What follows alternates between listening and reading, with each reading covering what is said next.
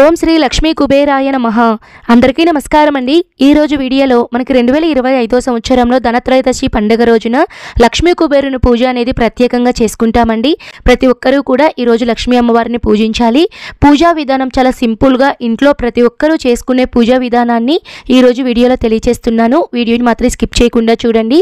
మనకి ఈ సంవత్సరం ధనత్రయోదశి అంటే త్రయోదశి తిథి వచ్చేసి అక్టోబర్ 18వ తేదీన మధ్యాహ్నం నుంచి అక్టోబర్ 19వ తేదీన మధ్యాహ్నం వరకు అయితే త్రయోదశి తిథి అయితే ఉందండి. మనము లక్ష్మీ కుబేరుని పూజ అనేది అక్టోబర్ 18వ తేదీన సాయంత్రము చేసుకోవచ్చు. అలానే అక్టోబర్ 19వ తేదీన ఆదివారం రోజున ఉదయం కూడా మీరు చేసుకోవచ్చండి. నేను లక్ష్మీ కుబేరునికి ఇంట్లో చాలా తేలికైన పద్ధతిలో పూజ ఎలా చేయాలో నేను తెలియజేస్తున్నానండి. చాలా ఖర్చు లేని పూజ అండి. మీ దగ్గర ఉన్నటువంటి ఐటమ్స్తోనే మీరు ఈ పూజ అనేది చాలా సంపూర్ణంగా అయితే చేసుకోవచ్చండి. ముందుగా అయితే మీరు లక్ష్మీ కుబేరునికి పూజ చేయాలి అనుకున్న వాళ్ళు తప్పకుండా మీ ఇంట్లో లక్ష్మీదేవి ఫోటో కానీ లేదా కుబేరుని ఫోటో కానీ ఇప్పుడైతే మనకి గూగుల్స్లో అయితే లక్ష్మీ కుబేరుల ఫోటో అనేది దొరుకుతుందండి. ఈ ఫోటో అనేది తెచ్చుకొని మీరు పూజలో పెట్టుకోవచ్చండి. లక్ష్మీ కుబేరులకు ప్రత్యేకంగా ఎందుకు పూజ చేయాలి అంటే ప్రతి ఒక్కరికి కూడా డబ్బు సమస్య అనేది ఉంటుంది కదా అండి. ఈ డబ్బు సమస్య అనేది మనకి పూర్తిగా తొలగిపోవాలి అంటే ధనధాన్యాలు మన ఇంట్లో వృద్ధి చెందాలి అంటే ధనత్రయోదశి రోజున తప్పకుండా లక్ష్మీ కుబేరుని కనుక పూజ చేస్తే మన ఇంట్లో ధనానికి ఎటువంటి లోటు ఉండదు అని చెప్తారండి. సిరి సంపదలకు నవనిధికి అధిపతి కుబేరుడండి. కుబేరుడిని ధనాధిపతి దేవత అని కూడా పిలుస్తూ ఉంటారండి. వెంకటేశ్వర స్వామి వివాహం విషయంలో కూడా కుబేరుని దగ్గర ఎక్కువ మొత్తంలో ధనాన్ని తీసుకున్నారు అని ఆ అప్పులు ఇప్పటి వరకు కూడా తీరుస్తుంటారు అని ప్రతి ఒక్కరి నమ్మకం అండి. కుబేరుని కనుక పూజిస్తే తప్పకుండా ధనానికి లోటు ఉండదండి. కాబట్టి ఈ రోజున మీరు పూజ చేసే వాళ్ళు ప్రత్యేకంగా ధనం అంటే డబ్బులతో మీరు పూజ చేయండి. లేదు అంటే కుబేరునికి మనం సంకేతంగా పచ్చ కుంకుమతో అయితే మనం చెప్తూ ఉంటామండి. పచ్చ కుంకుమ కనుక దొరికితే మీరు పచ్చ కుంకుమతో కుబేరుని అష్టోత్తరాలు అయితే పఠించుకోవాలండి. నేనైతే ముందుగా అయితే ఇలా పీఠాన్ని ఏర్పాటు చేసుకొని కుబేరుని ఫోటో అనేది పెట్టుకొని ఈరోజు పూజలో ప్రత్యేకంగా నేను కుబేర యంత్రాన్ని అయితే వేసుకుంటున్నానండి. ఈ యంత్రం అనేది ఇంట్లో కనుక వేసుకొని కుబేరుని అష్టోత్తరాలు కనుక పఠిస్తే చాలా మంచిదండి. ఎందుకంటే ప్రతి సంవత్సరం కూడా నేను ఇదే విధంగా కుబేర యంత్రాన్ని అయితే నేను వేసుకుంటూ ఉంటానండి. ఇలానే వేసుకోవాలా అండి అంటే అలా ఏం లేదండి. నేనైతే ఇలా వేసుకున్నానండి. చాలామంది ఏదైనా ఒక ఇత్తల ప్లేట్ కానీ వెండి ప్లేట్ కానీ తీసుకొని దాంట్లో కుబేర యంత్రాన్ని అయితే వేసుకుంటారండి. ఈ విధంగా అయితే నేనైతే ఇక్కడ బియ్య పిండితో అయితే వేసుకున్నానండి. కుబేరునికి సంబంధించినటువంటి ఈ యంత్రంలో ఉండేటువంటి నెంబర్స్ అన్నీ వేసుకొని వాటి మీద కొద్దిగా పసుపు కుంకుమ అనేది పెట్టుకున్నానండి. చాలామంది వీటి మీద రూపాయి కాయిన్స్ కానివ్వండి ఏదైనా చిల్లర నాణ్యాలు కూడా పెట్టుకోవచ్చండి. తర్వాత నేను ఈ పూజలో ప్రత్యేకంగా అక్షయ పాత్రను అయితే పెట్టుకున్నానండి. అంటే సాక్షాత్తు లక్ష్మీదేవి స్వరూపంగా నేను ఒక కుండను పెట్టుకొని అందులో మంగళకరమైన వస్తువులన్నిటినీ వేసుకొని పూజలో పెట్టుకున్నానండి. అలానే ఈరోజు ప్రత్యేకంగా పూజలో రావి ఆకు దీపాలు అనేటివి పెట్టుకున్నానండి. రావి ఆకు అనేది తీసుకొని వాటి మీద నేను ఇత్తలి దీపాలు అనేటివి ఏర్పాటు చేసుకున్నానండి.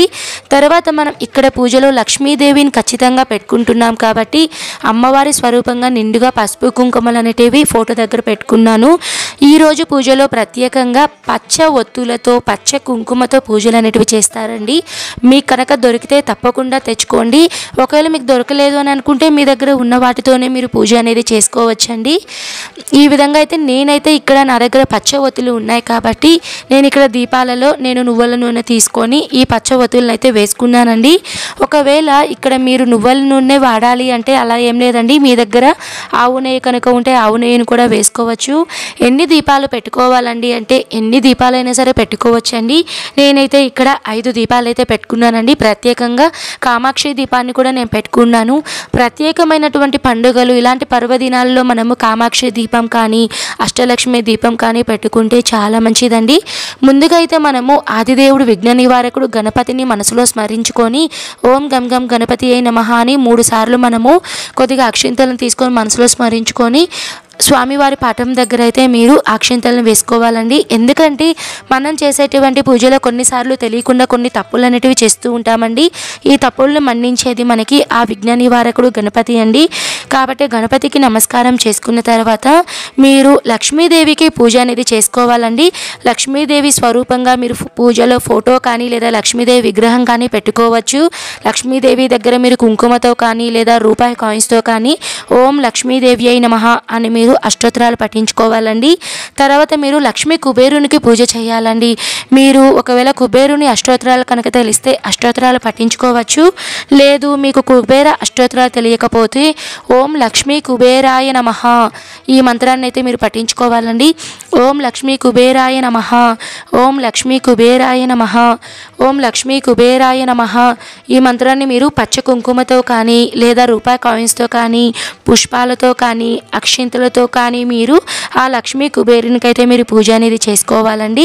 తప్పకుండా మీరు పచ్చ కుంకుమతో చేసుకోవాలంటే అలా ఏం లేదండి, మీ దగ్గర ఏవి ఉంటే వాటితో అయితే చేసుకోవాలి.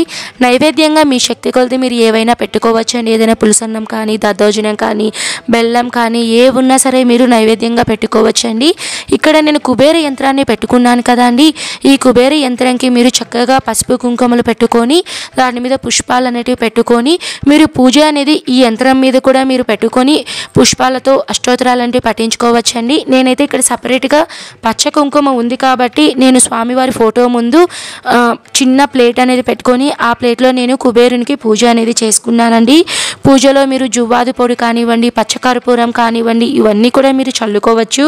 ఎందుకంటే లక్ష్మీదేవికి మనం పూజిస్తున్నాం కాబట్టి ప్రత్యేకంగా మంగళకరమైన వస్తువులు ఏ ఉన్నా కూడా మీరు పూజలో పెట్టుకోవచ్చండి. చాలామంది పూజలో కుబేర కుండలను అయితే పెట్టుకుంటూ ఉంటారండి. అంటే ఒక 3 కుండలు కానీ లేదా 5 కుండలు కానీ తెచ్చుకొని వాళ్ళు పసుపు కుంకుమ అనేది పెట్టుకొని ధనధాన్యాలు వృద్ధి చెందాలి అంటే మీరు అందులో కొద్దిగా బియ్యము అలానే ధాన్యాలు గోధుమలు కానీ కందిపప్పు కానీ మినపప్పు కానీ ఏవైనా సరే ధాన్యాలు అలానే ఉప్పు లేదా అమ్మవారికి సంబంధించినటువంటి మంగళకరమైన వస్తువులు వీటన్నిటిని కూడా మీరు లక్ష్మీ కుబేరుని పూజలో అయితే పెట్టుకోవచ్చండి. నేనైతే ఈ పూజ అనేది చాలా సింపుల్గా చేసుకున్నానండి. ఈ పూజలో నేను అక్షయ పాత్రను అయితే పెట్టుకొని పూజ అనేది చేసుకుంటున్నానండి. తర్వాత పూజ అంతా అయిన తర్వాత మీ శక్తి కొలది మీరు ఏదైనా అరటి పండ్లు కానివ్వండి లేదా టెంకాయని కానీ మీరు నివేదించుకోవచ్చు. ఏవీ లేవు అనుకున్న వాళ్ళు మీరు మీ దగ్గర ఏవైనా పండ్లు ఉంటే ఆ పండ్లను కూడా మీరు నివేదించవచ్చండి. తర్వాత పూజ అంతా అయిన తర్వాత చివరిగా లక్ష్మీ కుబేరునికి కర్పూర నీరాజనం ధూపదీప నైవేద్యాలు వీటన్నిటిని సమర్పించి చివరిగా మీరు సాష్టాంగ నమస్కారం అనేది చేసుకోవాలండి. ఈ విధంగా అయితే ధనత్రయోదశి రోజున పూజ అనేది చేసుకుంటారండి. చాలామంది వాళ్ళ శక్తి కొలది రకరకాల డెకరేషన్స్ అనేటివి అంటే రూపాయి కాయిన్స్తో అలానే దీపాలతో రకరకాలుగా డెకరేషన్ అనేది చేసుకుంటూ ఉంటారండి. ఈ రోజున ప్రత్యేకంగా యమదీపం అనేది పెడతారండి. ఈ యమదీపం ఎలా పెట్టాలో కూడా ఆల్రెడీ మన ఛానల్లో వీడియో అనేది ఉందండి. మీకు కనుక ఉపయోగపడితే తప్పకుండా చూడండి. ఇదండి ఈ వీడియో మీకు ఉపయోగపడింది అని అనుకుంటున్నాను. ఈ వీడియో కనుక ఉపయోగపడితే తప్పకుండా లైక్ చేయండి. నేను మరో మంచి వీడియోతో మీ ముందైతే ఉంటాను.